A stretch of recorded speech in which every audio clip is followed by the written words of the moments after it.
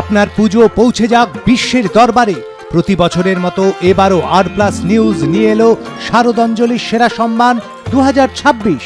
অংশ নিতে সকাল 10টা থেকে সন্ধে 6টার মধ্যে সরাসরি যোগাযোগ করুন আমাদের অফিসে অথবা কল করুন 9836323248 এই নম্বরে। শারদাঞ্জলি শুধুমাত্র আর+ নিউজে।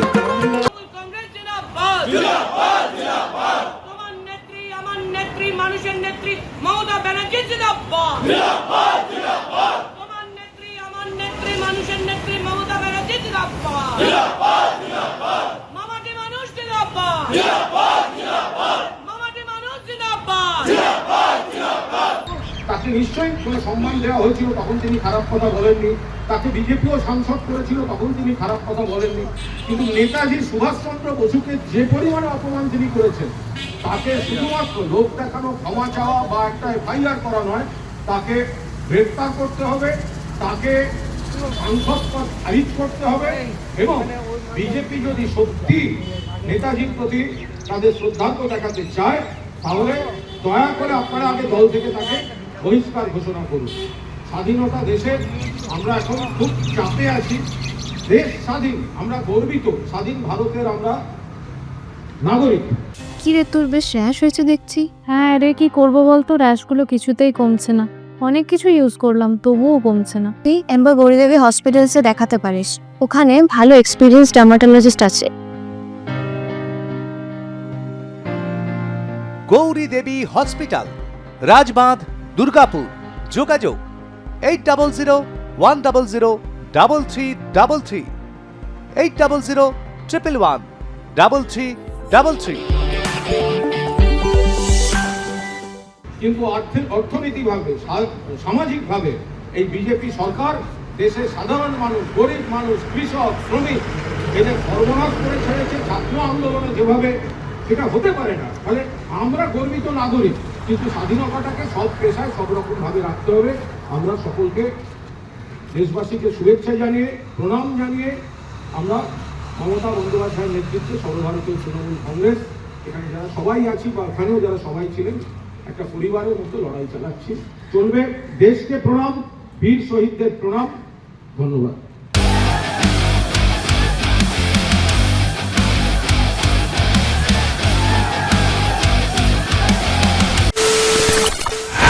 খবরের নামে প্রতিদিন সন্ধে আপনার ড্রয়িং রুমে কি শুধুই চিৎকার চেঁচামেচি খেয়ে আসে?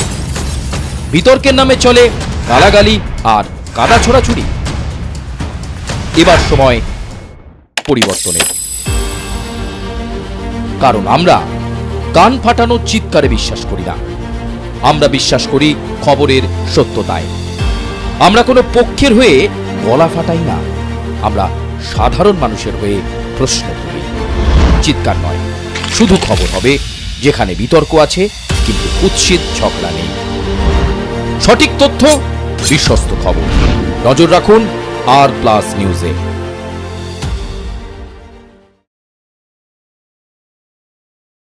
নেতাজি সুভাষচন্দ্র বসু তিনি প্রথম জাতীয় পতাকা উত্তোলন করেন 1943 সালের 30 ডিসেম্বর। দেশের প্রথম স্বাধীনতা পতাকা এখানে উত্তোলন করা হয়। সেই আন্দামানবাসীদের সাথে করে নিয়েই কিন্তু এই স্বাধীনতা দিবস পালন হয়।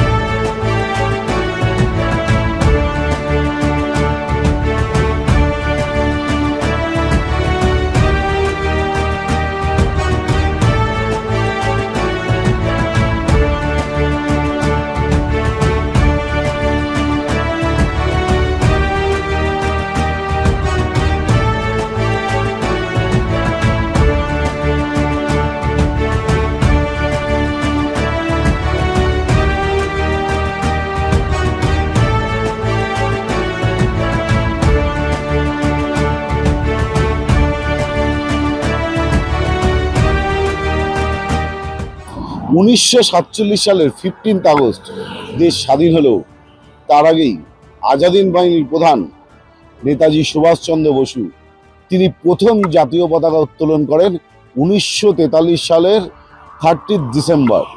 এবং 30 ডিসেম্বর কোথায় করেন? আন্দামান নিকোবর দ্বীপপুঞ্জে। এবং যেখানে এই মুহূর্তে আমি দাঁড়িয়ে আছি সেই জায়গায়, এবং সেই জায়গার ছবিটা একটু দেখাবো, যে এই যে জায়গায় যেখানে লেখা রয়েছে Netaji Subhash Chandra Basu, head of the provisional government of Azad Hind, hosted the national flag hair on 30 December 1943। এবং 1943 সালে যখন এখানে আজাদ হিন্দ বাহিনী পক্ষ থেকে দেশের প্রথম স্বাধীনতা পতাকা এখানে উত্তোলন করা হয়, পরবর্তী সময় সেই স্বাধীনতা পতাকা ঠিক রস আইল্যান্ডের পাশে সেখানে কিন্তু চলে যায়, এবং সেখান থেকেই কিন্তু এই মুহূর্তে জাতীয় পতাকা একদম পার্মানেন্টলি লাগানো রয়েছে, এবং সেখানেই প্রত্যেক বছর স্বাধীনতা দিবসের প্রোগ্রাম হয়। আপনার পুজো পৌঁছে যাক বিশ্বের দরবারে। প্রতি বছরের মতো এবারও আর+ নিউজ নিয়ে এলো শারদাঞ্জলির সেরা সম্মান 2026। অংশ নিতে সকাল 10টা থেকে সন্ধে 6টার মধ্যে সরাসরি যোগাযোগ করুন আমাদের অফিসে, অথবা কল করুন 9836323248 এই নম্বরে। শারদাঞ্জলি শুধুমাত্র আর+ নিউজে। কি রে, তোর বেশ র্যাশ হয়েছে দেখছি। হ্যাঁ রে, কি করবো বলতো, র্যাশগুলো কিছুতেই কমছে না। অনেক কিছু ইউজ করলাম তবুও কমছে না। তুই এম্বার গৌরীদেবী হসপিটালসে দেখাতে পারিস, ওখানে ভালো এক্সপিরিয়েন্স ডার্মাটোলজিস্ট আছে। গৌরী দেবী হসপিটাল, রাজবাঁধ, দুর্গাপুর। যোগাযোগ 8001003333, 8001113333। 15 আগস্ট সকালবেলা, সকাল ঘড়ির কাঁটায় 10টা, সেই সময় স্বাধীনতা দিবস পালন হবে এখানে। এবং তার আগে একটু বলে রাখি, 1943 সালে প্রথমেই এই আন্দামানেই কিন্তু দ্বীপপুঞ্জগুলো ব্রিটিশ সরকারের হাত থেকে কিন্তু নিজেদের দখলে নিয়েছিল এই নেতাজির আজাদ হিন্দ বাহিনী। এবং দখল করার পরেই কিন্তু প্রথম জাতীয় পতাকা এইখানে উত্তোলন করেন নেতাজি সুভাষচন্দ্র বসু। এবং সেই উত্তোলন করার পরেই এখানে আন্দামানবাসীরা যখন ছিলেন, সেই আন্দামানবাসীদের সাথে করে নিয়েই কিন্তু এই স্বাধীনতা দিবস পালন হয়। এবং জেলে, অর্থাৎ সেলুলার জেলে যে সমস্ত, অর্থাৎ যারা দেশের জন্য আত্মত্যাগ করেছেন, তারা যারা বন্দী ছিলেন, তাদেরকে নিয়েই কিন্তু এই প্রথম স্বাধীনতা দিবস এখানে পালন হয়।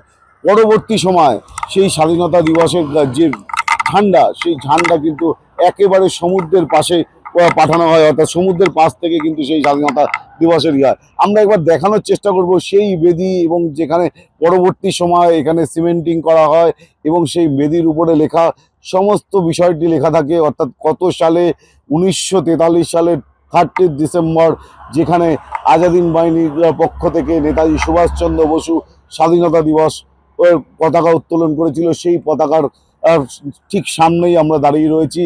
এবং এখন এটা জিমখানা মাঠ, অর্থাৎ স্টেডিয়াম, আন্দামানের যে স্টেডিয়াম, সেই স্টেডিয়ামটাই এখন এখানে রয়ে গিয়েছে। এবং তার পাশাপাশি কিন্তু আমরা দেখাবো পরবর্তী সময় বর্তমানে নেতাজির যে অর্থাৎ জাতীয় পতাকা উত্তোলন, সেটা কিন্তু বেশ কিছুটা দূরে গিয়ে একদম সমুদ্রের পাড়ে উত্তোলন করা হয়।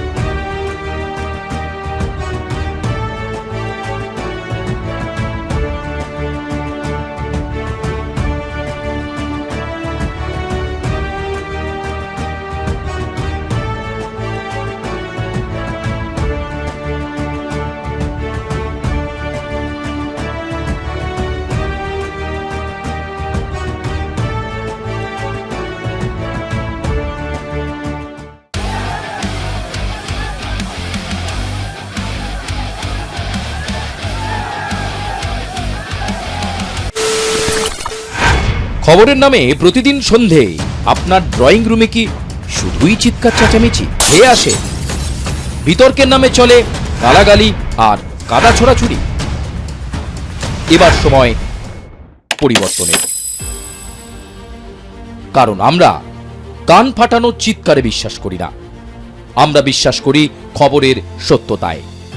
আমরা কোনো পক্ষের হয়ে গলা ফাটাই না, আমরা সাধারণ মানুষের হয়ে প্রশ্ন তুলি। চিৎকার নয়, শুধু খবর হবে যেখানে বিতর্ক আছে কিন্তু কুৎসিত ঝগড়া নেই। সঠিক তথ্য, বিশ্বস্ত খবর। নজর রাখুন